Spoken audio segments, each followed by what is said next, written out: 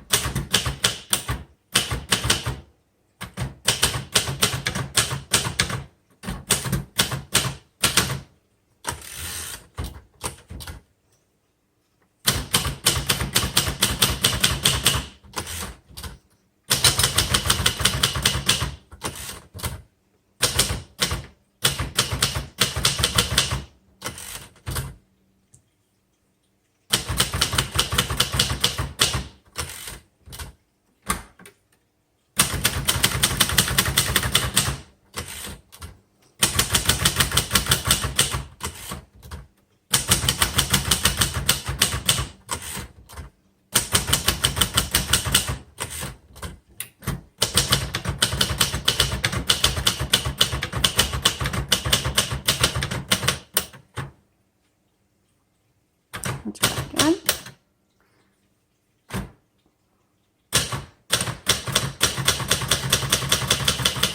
Okay, just double checking that V key. We will certainly spray this with lubricant one more time. But anytime a key sticks, you can use mineral spirits to loosen that up. That one, another reason a key can stick, well, a couple of reasons. One, you hit it at the same time as another key, or you can hit the keys too hard. So try adjusting the tension. And that's why I had hit the V key over and over, was because I was like, is there something wrong with the key, or am I just hitting it wrong? So the V is actually fine. Let's try that sentence again.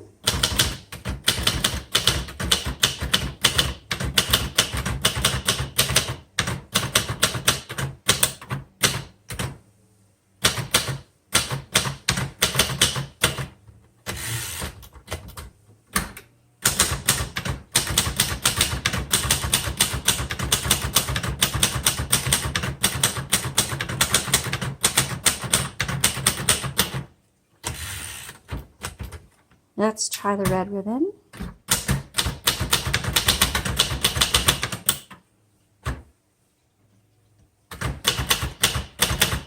Okay, this typewriter does not like to go fast.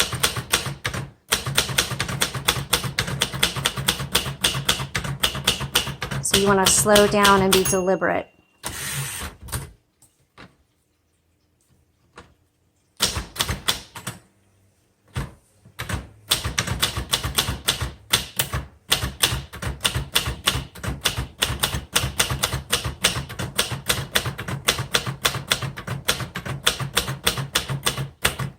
Okay, so this typewriter works okay. I would give it a B on it for this reason. You need to type slow and deliberate. If you start getting too fast, the keys, if you saw, kind of were hesitant. It is a slow and deliberate typewriter. So I would recommend this for those of you who are casual writers, or if you have kids.